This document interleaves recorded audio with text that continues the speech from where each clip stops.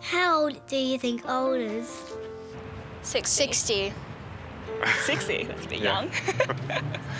How old is old? That's hard. Like my dad thinks he's quite old, but he's not. I feel I'm quite young, but I'm not. So it's one's perception. I think it depends on the person. Like, my grandfather was 90 and totally, kicking. Well, I think that's entirely depends on yourself. I'm very old, but yet I don't think I am. Well, I heard of a woman who ran her first marathon at 78. What do you think your life will look like when you're older? Hopefully surrounded by the people I love. I would hope that I'm in a comfortable environment. Yeah, mainly just not in pain or Yeah. like frail. 跳跳舞. Dancing every day. Yeah, I want to live in a sweet penthouse and have a personal chef. What does your aging journey look like? Welcome to the best 30 years, helping to make your aging journey the very best it can be. As Andy Rooney once said, it's paradoxical that the idea of living a long life appeals to everyone, but the idea of getting old doesn't appeal to anyone. There are lots of rumours about the ageing journey. I heard of a man who starved to death when his wife died because he didn't know how to make a sandwich. So that's why we're going to give you facts from specialists in this 5-part TV series, The Best 30 Years. Yes, we're going to cover it all, from health to homes, finances to legalities, friendship to family, dementia, and even love and sex. We live in a society that celebrates and joyfully anticipates all the chapters of life, except the last, the ageing years, which many of us refuse to even think about. While some of us plan to enjoy the riches of ageing, others don't plan at all. This lack of planning is not a reflection of a type of person. It's often a result of denial and a lack of access to reliable information. A lack of information creates fear, which leads to inaction or the making of choices which can determine the worst or the best 30 years of your life. So why do we choose to ignore this vital chapter in our lives? Like most Western societies, Australia really is a society characterised by ageism. Our society is ageist, and older people can unwittingly enforce this discrimination. It's hard not to in a society that equates value with youth. And ageism, of course, is the very opposite of showing respect for our tribal elders. There are a couple of reasons why ageism has been on the rise. One goes back to almost the middle of the 20th century when we saw the rise of the nuclear family as the typical household unit. And correspondingly, we saw a big decline in 3-generation households where older people began to be shuffled off into retirement villages, nursing homes, etc., out of sight, out of mind. Is it possible for the ageing years to be wonderful years? We're aging really well in Australia, and that's without really trying. We're living younger longer. An 80-year-old today is like a 60-year-old 50 years ago. That means you're healthier, you're in a younger chassis than the number of years that you've got on the clock, and that's really important because you've got a lot of years of healthy life. Most of us can look forward to 20 or 30 years after retirement.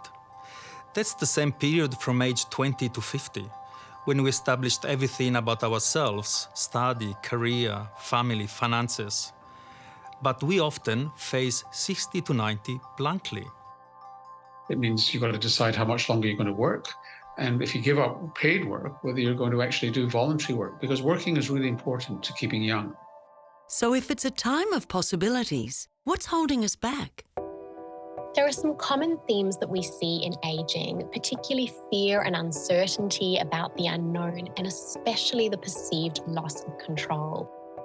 I tell you what people are scared of as we age. They're scared they'll fall. They're scared of going mad. They're scared of pain.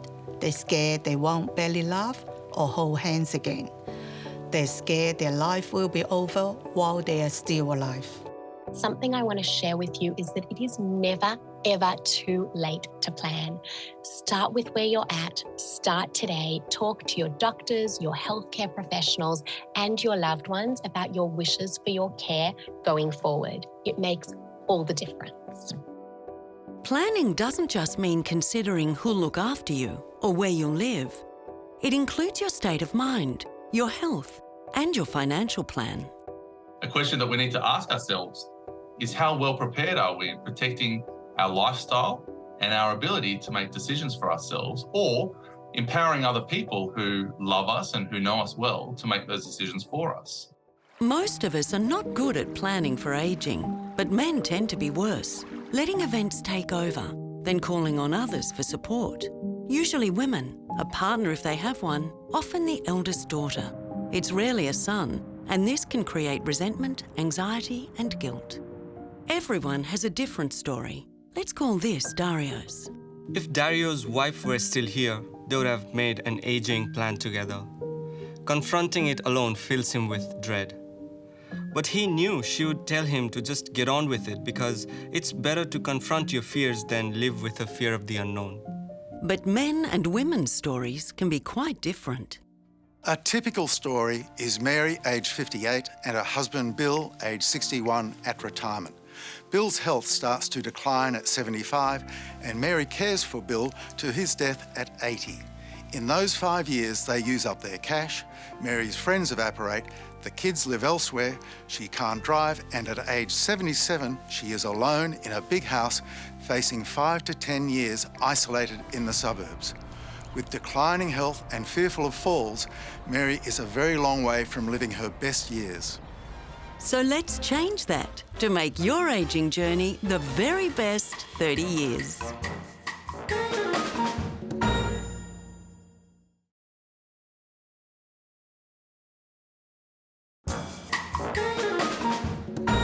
Welcome back to the best 30 years, where we help you confront your fears about aging and plan your future. So let's talk about fear.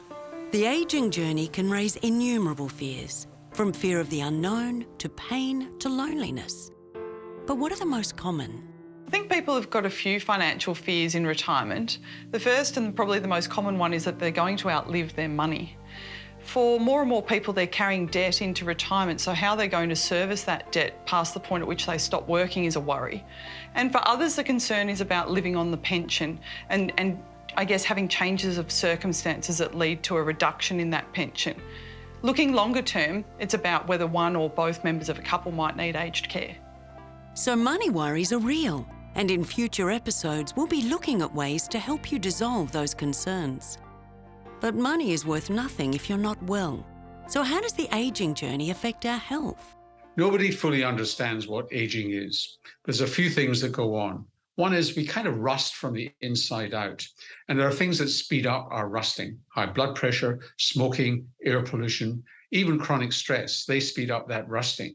And also our immune system. If our immune system is overactive, then it also adds to this, if you like, rusting and aging of our tissues. And the good news about all that is that you can slow that down, and you can slow it down with diet, with exercise, with not smoking, and actually reducing stress in your life. That's great news, and we can make a difference by starting right now. Taking care of yourself is also a way of taking care of those you love. But taking care of yourself is more than diet, exercise, and reducing stress. It's also about reading the changes in your body and acting on them. From circulation to sleep to eyesight and hearing, because these issues can change who you are, how you relate to others, and the quality of your life. Traumatic life events such as bereavement or retirement, retrenchment, life-threatening illnesses always put our mental health at risk because they very often involve an increase in social isolation. It's understandable that bereavement and illness negatively affect our mental health. But retirement?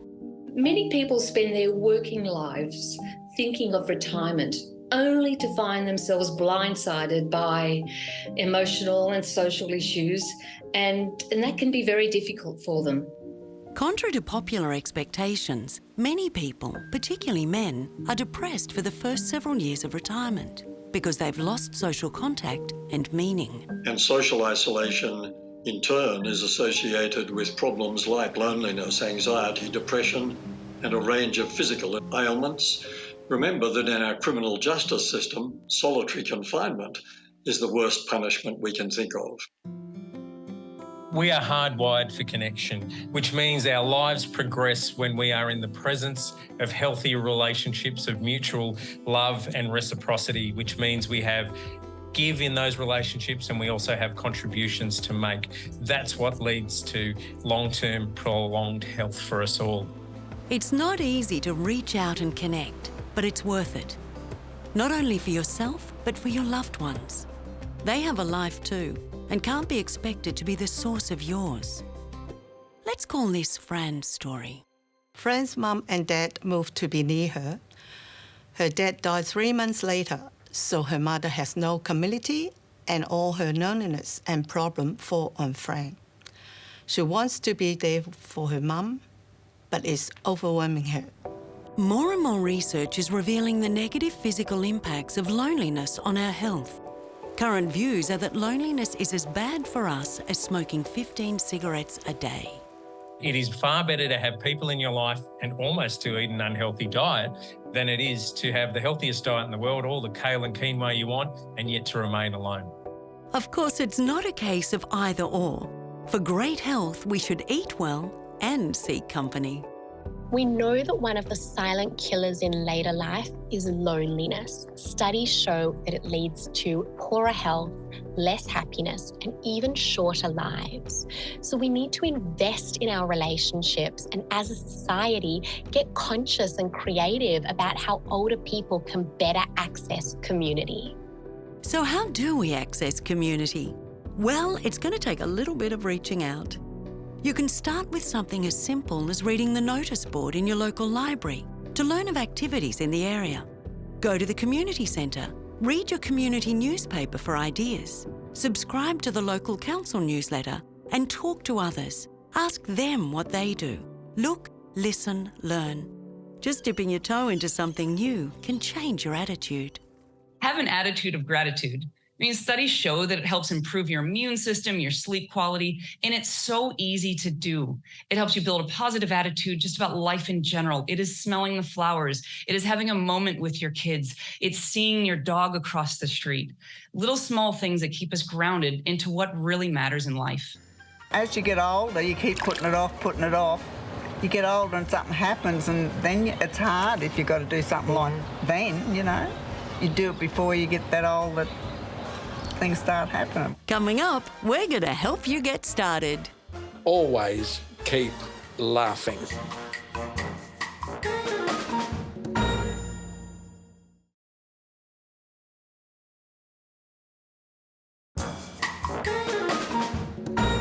Welcome back to the best 30 years. The great poet Mary Oliver once wrote, "Tell me what it is you plan to do with your one wild and precious life." As we age, our options can become limited, but sometimes we spend more time thinking of how difficult aging is rather than how important these years are. So tell me, what is it you plan to do with your one wild and precious life? I'm often asked that, and I always say, you've got to keep laughing. If you're laughing, it's good for your heart, it's good for your circulation, makes you feel good. Find something to laugh at. Watch a comedy on the television. Doesn't matter what it is, but always keep laughing. So what other tips can our specialists offer?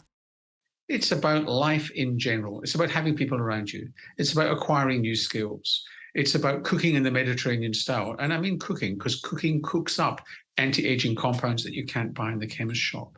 And it's being aware that you want to be in control of your life and making your own decisions. That's the kind of recipe that does keep you younger longer. And just as your mind can affect your physical health, your feet can affect your posture. This can cause aches and pains, even headaches. We need to wear really good shoes that support our feet well, that fit us well, so that we can remain stable and functional and fit for a really healthy, active life. Every bit of us is interconnected. Your gut health can affect your mood and perspective. Your teeth can affect your gut. So brush your teeth twice a day. Use an electric toothbrush. It does a much better job. Floss your teeth. This is not an option. Use a fluoridated toothpaste. Don't cut out fluoride from your water. And most importantly, visit your friendly dentist twice a year. And of course, we must exercise and eat properly. And that can be as easy as it sounds. When I was working in residential aged care, we used to say to family members, take your loved one out into the sun with a small tub of yoghurt. That way they're getting their calcium and their vitamin D. Serve a fruit in the morning and then an apple at lunchtime, so I know that I've ticked off my 2 serves of fruit a day.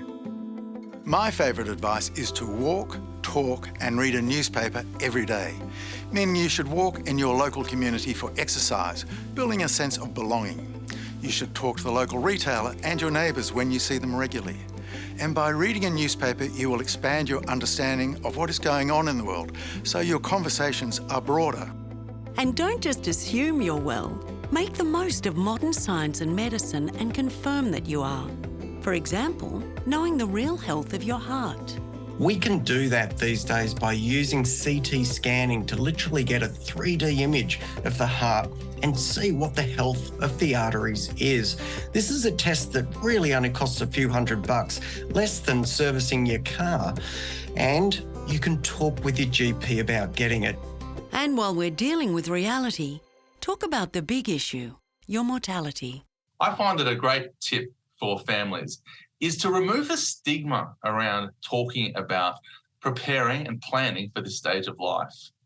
Planning for our future years and eventually when we pass away, it shouldn't be a taboo subject.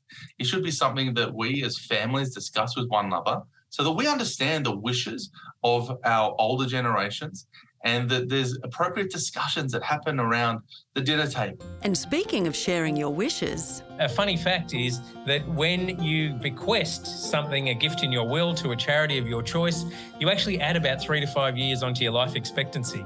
So go do that. Gifts can be monetary, but they can also be through your actions and life purpose, or a combination of the two. When our sense of purpose is to help build social cohesion, to contribute to social harmony.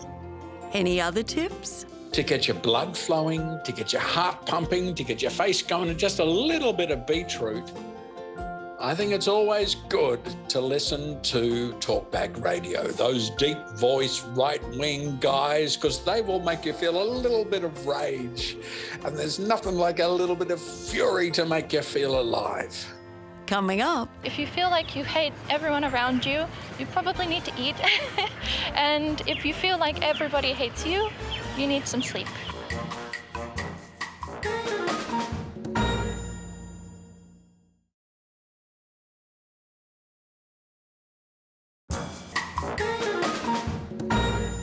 Welcome back to The Best 30 Years, where our mission is to help you plan your ageing journey, because we know just how hard it can be. Here's another ageing story. We'll call it Dina's. Dina didn't marry to be widowed. She didn't have children, so they'd live overseas. She didn't anticipate recessions, pandemics, or arthritis. How can she plan for growing old when everything in life is unpredictable? As difficult as it is for anyone to plan life, it's particularly important in our society, where the soft underlay of extended family is being eroded. Some cultures nurture their aged, but ours often discard them. So we need to create that nurturing environment through access to care, communities, and information. And we're going to nurture you too. We've talked about community connection earlier, but acknowledge this can be hard for some. So seek information from your local GP. Take advantage of any government-provided psychologist visits. If possible, pop in to visit any community service providers for advice. Be aware of government programs and assistance. You don't need to be alone. There are people waiting to help you. And we're here to help you too. In future episodes, we're going to focus on accommodation options, health and fitness, friends, family, pain and intimacy, you name it. But right now, here are some genius life hacks from those who may be young but are still wise. If you feel like you hate yourself, have a shower or bathe, wash your face, something like that. If you feel like you hate everyone around you, you probably need to eat. And if you feel like everybody hates you, you need some sleep. Turns out there's a lot of advice on sleeping. Do a physical workout that makes you really tired. Hot chocolate helps you sleep. I find eating a banana puts me back to sleep.